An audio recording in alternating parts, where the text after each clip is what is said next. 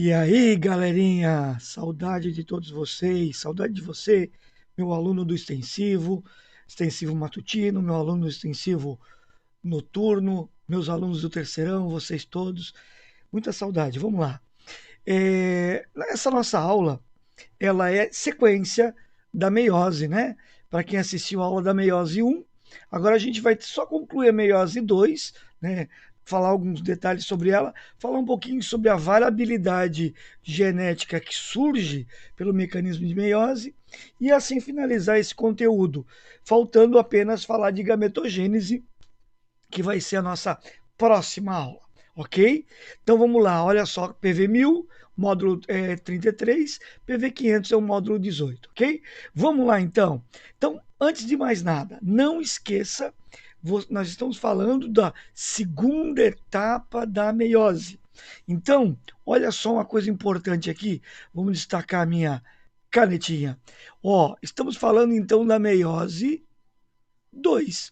A meiose 2, ela tem as mesmas fases, ó, prófase, metáfase, anáfase e telófase.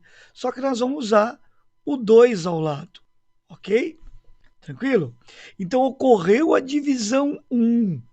Essa divisão 1, nós vimos que ela foi reducional. Por isso você está vendo aqui embaixo, ó, N igual a 2. Aqui eu tenho, ó, conta pelo centrômero. 1, 2 cromossomos, 1, 2 cromossomos. Só que essas duas células vieram de uma célula mãe original, que tinha 1, 2, 3, 4 cromossomos. Ela passou por um processo de duplicação, nós já vimos isso, ocorre no S da interfase e surgiram, portanto, 4 cromossomos duplicados. Perfeito? O que é importante você lembrar? Que durante a meiose 1, esta célula teve um momento especial que foi na metáfase 1 que ela os colocou, na prófase ela os pareou, prófase 1, e na metáfase 1 os pares se direcionaram para o centro. E aí na anáfase a célula fez essa divisão. Por isso eu tenho duas células N igual a 2. Quer dizer que a célula mãe original era 2N igual a 4. Você tem que assistir a aula anterior a essa que fala da meiose 1. Tem que assistir, não dá para pular. Bom, aí o que acontece? Eu falei a vocês que entre a meiose 1 e a meiose 2 existia um curto momento chamado de intercinese, ok? Esta intercinese não é a interfase, porque não vai ocorrer duplicação de DNA. Você está vendo que os cromossomos ainda têm duas cromátides. Ela serve, a gente já viu, para recarregar energia, produzir ATP. Aí, terminada a intercinese, a célula vai entrar em meiose 2. E aí, prófase 2. Gente, tudo que vai ocorrer agora na meiose 2 com os cromossomos é o mesmo que ocorre em uma mitose. Portanto, a meiose 2, ela é, e aí eu vou apagar lá em cima para ter espaço para escrever. Deixa eu apagar. Muito importante, o que eu vou escrever ali do lado. Esta meiose 2, portanto, é um estágio equacional. Portanto, se é uma divisão equacional, ela se assemelha à mitose, né? Por isso, ó, essa prófase 2 não vai ter crossing over. Essa prófase 2 não terá apareamento de homólogos, porque isso é característica de meiose 1. O que a gente vai ter então, Vila? A gente vai ter em cada célula, ó, ocorreu durante a intercinese ali, ocorre nova duplicação de centríolos e eles vão se direcionando para os polos, tá? A carioteca, estão vendo, ó, ela está se desintegrando. característica da prófase. Ao final dela, ela vai se desintegrar. E os cromossomos estão se condensando, porque, curiosamente, terminada a meiose 1 e entrando em dercinese, eles desespiralizam, como se tivesse terminado uma divisão. Só que aí eles retomam essa espiralização durante a prófase 2. E aí, terminada a prófase 2, carioteca desapareceu, nucleolo desintegrou, os cromossomos em compactação, ainda não no máximo, vão em direção ao centro da célula. E aí a gente passa a ter o quê? A metáfase 2, que se assemelha à metáfase de uma mitose. Percebam, ó, os cromossomos estarão alinhados 1 a 1, não mais 2 a 2. 2 a 2, ou seja, pares de homólogos só na metáfase 1 da meiose 1. Agora eles voltam a formar a chamada placa equatorial. Ó, placa equatorial ou metafásica simples. Você vai dizer, não entendi. Lembra? Placa equatorial metafásica simples é quando eles estão 1 a 1 na região central, como ocorre na mitose. Durante a meiose 1, a placa equatorial não era simples, era dupla. Se isso aqui fosse representação de uma metáfase 1, eles estariam um ao lado do outro e não alinhado de ponta a ponta. Perfeito? E por que isso é importante, Vila?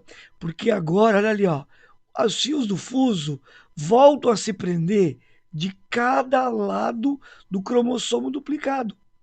Então eu não tenho um fio só para um cromossomo. Eu tenho dois, um de cada lado, porque agora nós vamos fazer de novo o que se faz em uma mitose. O equacionamento do DNA. Você está vendo que aqui o cromossomo tem duas moléculas de DNA e ele só pode ter uma quando terminar a divisão. Então vai ter a separação das cromátides irmãs, caracterizando, portanto, um processo equacional e não reducional. Mas isso não ocorre na metáfase 2. Isso vai ocorrer na anáfase 2. Ok? Então, ó, volta a ocorrer a cromocinese, que é a separação das cromátides irmãs. Tá vendo? Ó? Tá vindo uma cromátide só para um lado, uma cromátide só para o outro. Agora tá certo. Uma molécula de DNA para um cromossomo. Aqui também, uma molécula de DNA para um cromossomo. Quer dizer o seguinte, ó, se eu tracejar o meio, separando essa célula em duas, que é o que vai acontecer na sequência, na telófase, essa célula da esquerda terá N igual a 2 cromossomos. Essa célula da direita terá N igual a 2. Aqui é a mesma coisa.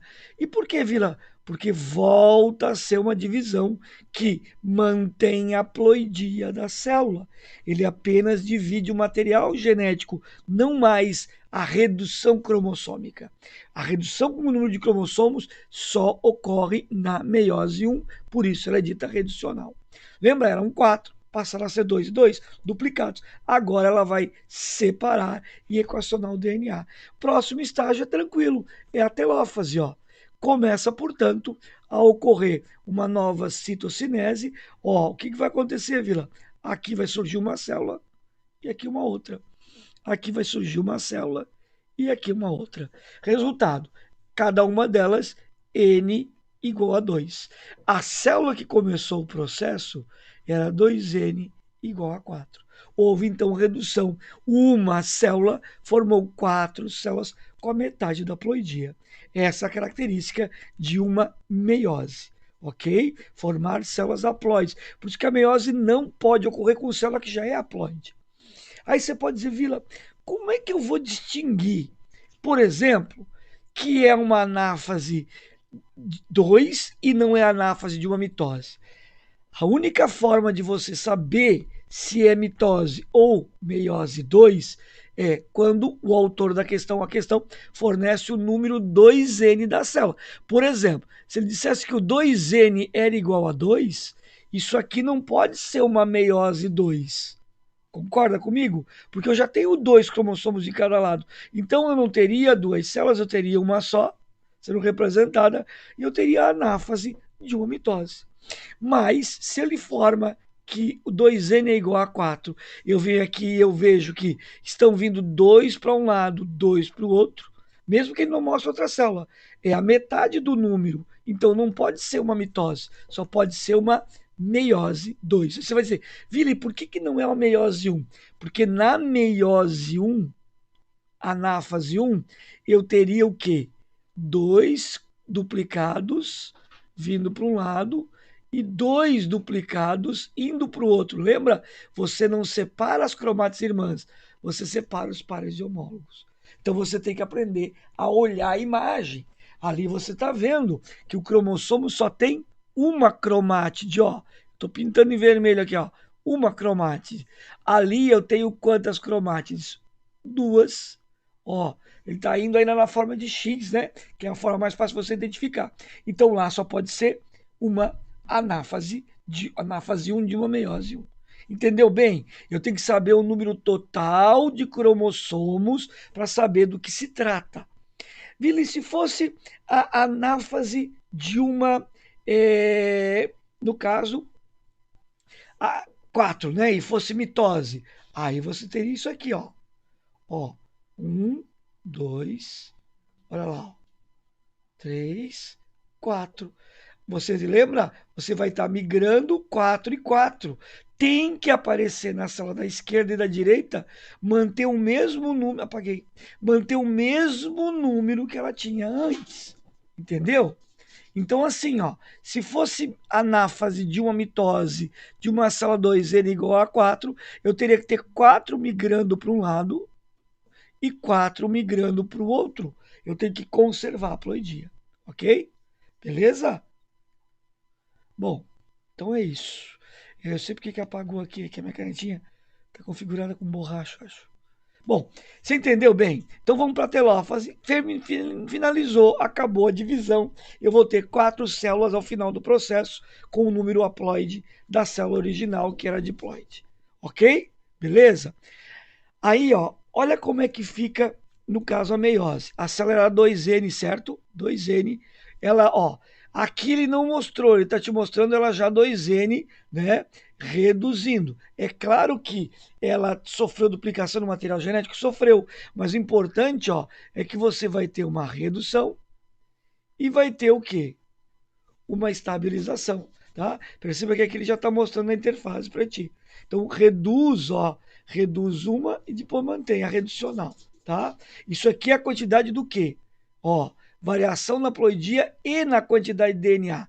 Ploidia, quantidade de cromossomos, tá? Se eu tinha 2N cromossomos, eu vou ter N no final. Agora, cuidado com o gráfico do DNA, porque lembra que o DNA duplica? Então, ó, se eu tinha aqui ele bota 2C, mas não é cromossomo em si, senão você vai confundir com 4. Vamos pensar como quantidade de DNA, 2x, tá?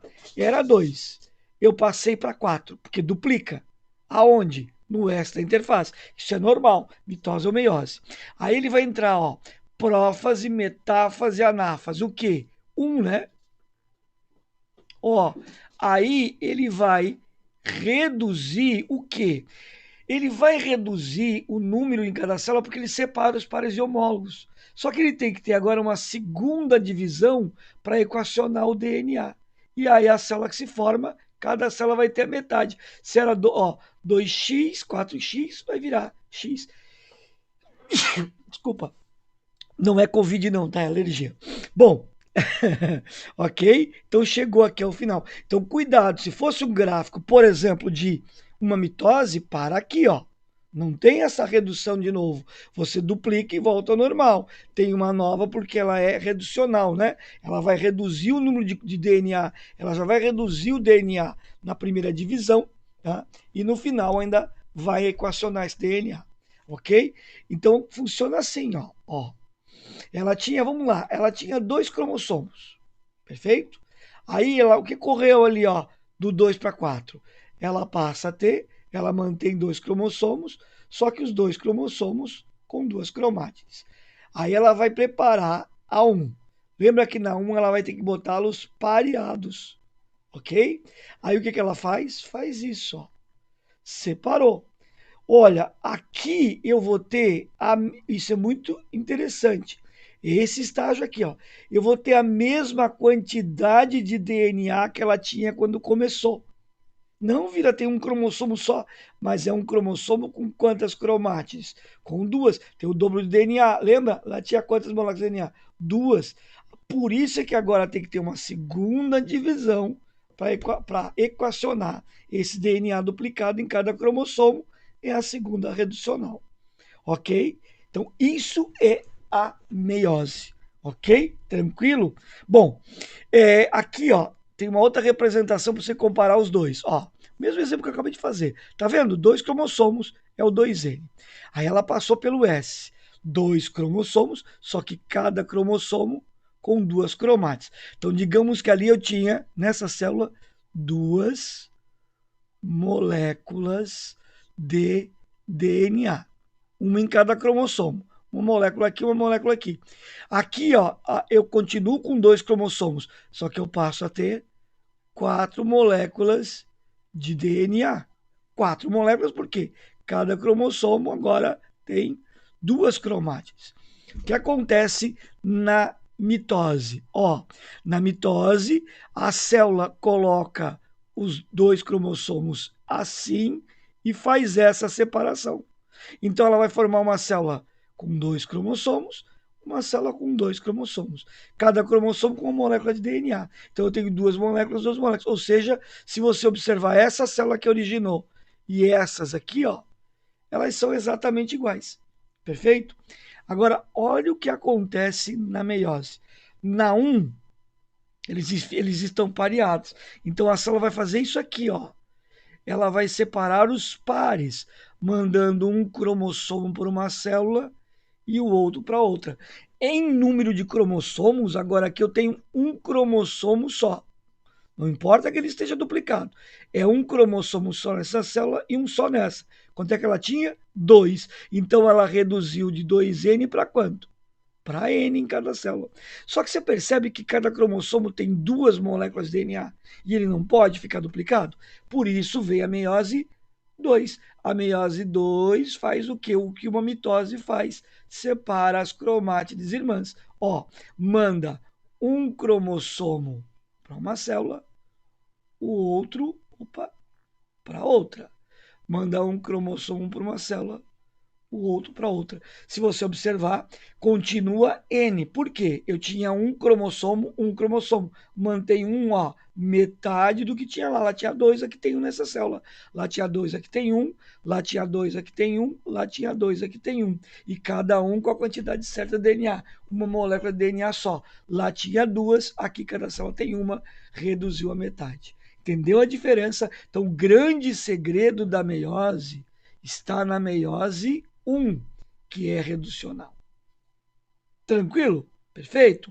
Isso acontece com 2, acontece com 46 da espécie humana, não importa a quantidade, tá? Bom, mecanismos, a importância, né? Variabilidade genética. Por que nós temos aqui, a gente diz que esse tipo de produção de gameta por meiose gera variabilidade genética, né? Porque ele vai provocar reprodução sexuada, ou seja, você vai ter produção de gametas que irão se fundir, regenerando o número da espécie, mas misturando o material genético de duas pessoas, tá? Reprodução sexuada, então, permite essa variabilidade.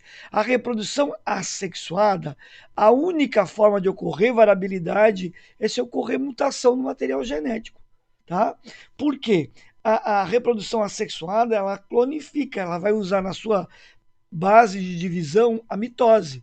Ela não usa meiose, ela usa mitose. A reprodução sexuada com gametas usa a meiose para produzir os gametas, salvo exceções que eu vou comentar depois. Outro detalhe importante da reprodução sexuada gerar variabilidade é que ela também sofre mutações, ela também cria separação dos cromossomos e ainda tem o fenômeno do crossing over. Então, a reprodução sexuada, utilizando a meiose no processo de produção de gametas, é aquela que vai aumentar muito a variabilidade genética de uma espécie, ok? Vamos dar uma olhadinha. Por quê? Olha lá. Primeiro, falando da chamada combinação dos pares, né, a segregação independente dos cromossomos homólogos, que é o que a gente vai ver nas leis mendelianas. Isso aqui, na verdade, corresponde à segunda lei de Mendel. Aqui representado pela primeira, que está só a primeira, mas depois a gente vai ver. Por exemplo, aqui, ó, uma célula com dois cromossomos. Em um cromossomo eu tenho o gene azão, no outro cromossomo eu tenho o gene azinho. Olha só, quando ela produzir gameto, o que, que ela vai fazer? Ela vai separar, ó, azão e azão, azinho. Beleza. Tá? Agora, o que acontece quando a gente tem, por exemplo, dois pares de cromossomos? Ó, azão, azinho, bezão, bezinho. Eu vou criar meiose, certo? Só que eu não vou produzir quatro células, elas não vão parear os cromossomos. Na hora de separar os homólogos, essa separação é independente. Significa que o azão pode ir para uma célula com quem? Com o besão. Ó, o que não pode são os homólogos irem juntos. Eu tenho que separar os homólogos, mas eu posso levar o azão com o besão ou o azão com quem? Com o bezinho. Assim como eu vou produzir gameta azinho com um bezinho e azinho com um bezão. Olha quantas células a mais. Eu consegui só com um par de, ó, só com um par de gene em cada cromossomo. Trabalhando com dois cromossomos, eu consegui 4 tipos de células diferentes para poder misturar. Mas agora presta atenção. Aqui nós temos uma regrinha que é o seguinte, ó, eu tenho quantos pares de homólogos? Voltando ali, ó, eu tinha quantos pares de homólogos aqui? 2 pares. Quantas células eu consegui? 4. Olha a matemática.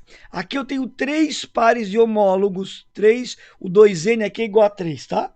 Só para matemática.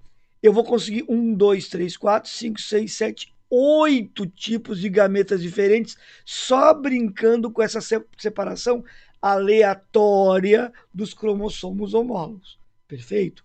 Então a gente pode dizer que X pares de homólogos eu posso colocar como expoente da base 2 e eu vou ter o número de gametas. Então, por exemplo, se eu tenho uma célula com, vamos lá, 10 no lugar do X, é 2 na 10.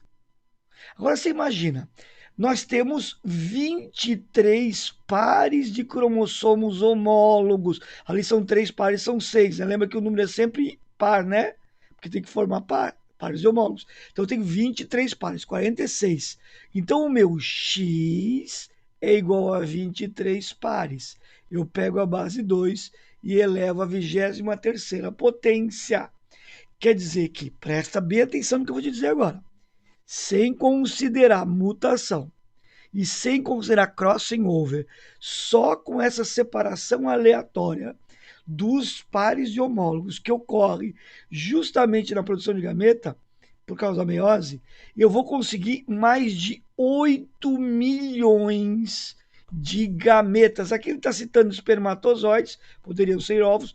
Então, no meu caso, né, ou no caso de um outro homem, mais de 8 milhões de espermatozoides diferentes, que irão se combinar com os 8 milhões que a mulher pode produzir. Então imagina, eu tenho 8 milhões para combinar com 8 milhões aleatoriamente na fecundação. Então olha quantos milhões de combinações diferentes. Por isso que nunca os irmãos são iguais, mesmo tendo o mesmo pai e mesma mãe, a não ser casos de gêmeos, mas é um caso especial, né? Os gêmeos univitelínicos são clones biológicos, naturais. Não sendo gêmeos univitelínicos, professor, mas na minha família, todo mundo muito parecido. Parecido sim, porque às vezes o pai e a mãe são de uma mesma etnia, por exemplo, ambos são de origem italiana, ou italiana e alemã, regiões que têm conjunto de genes muito próximos. Então, realmente, os irmãos vão ser parecidos, mas nunca idênticos, ok? Nunca iguais. Perfeito? Agora você coloca em cima disso, além dessa combinação toda, você coloca ainda o crossing over, que pode embaralhar os próprios genes do indivíduo, e mutação, que ainda pode criar gene novo. Ó, por que o crossing over é tão importante? A gente analisa o crossing over em genes de um mesmo cromossomo. Na genética nós vamos ver isso depois, que são os linkage. Então esse cromossomo tem 2 genes, o azão e o bezão. E o seu homólogo tem o azinho e o bezinho. Galerinha, Se não tiver crossing over e eu separar, um gameta vai ficar apenas com azão, Bzão, e o outro gameta com azinho, Bzinho. Não tem outra combinação possível. Mas olha a figura na hora do crossing over. Ó, lembra? É a sobreposição e troca. Quer dizer que esse cromossomo, né, que era essa cromátide aqui, ó, não trocou. Azão, Bzão. Então continua sendo azão, Bzão. Mas essa aqui, ó, trocou com o azul. Trocou o segmento. Trocou o azão pelo azinho, tá vendo, ó?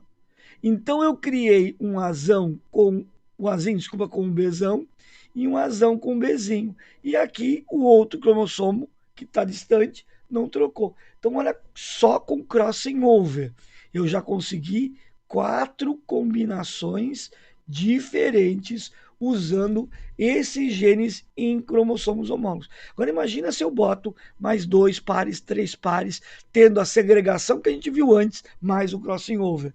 Então não tem como calcular as possibilidades. Elas são quase que infinitas. E isso ainda que poderia ocorrer uma mutação, né? E trocar, por exemplo, esse B por um gene C, já pensou? Que loucura, né? Então você tem muitas possibilidades, tá? Então, a variabilidade genética, ela está ligada a 3 principais determinantes. O primeiro, a segregação independente dos cromossomos homólogos que ocorre durante o processo de meiose. Isso aqui é a segunda lei de Mendel, quando eu trabalho com mais de um par. Se eu trabalhar com apenas um par de cromossomos, é a primeira lei. A permutação, a troca de segmentos entre cromátides homólogas, o crossing over. E ainda tem o terceiro fator, que são as mutações. Por isso, a reprodução sexuada a partir do uso de produção de gametas por meiose aumenta muito a variabilidade genética. Quase que infinito as possibilidades.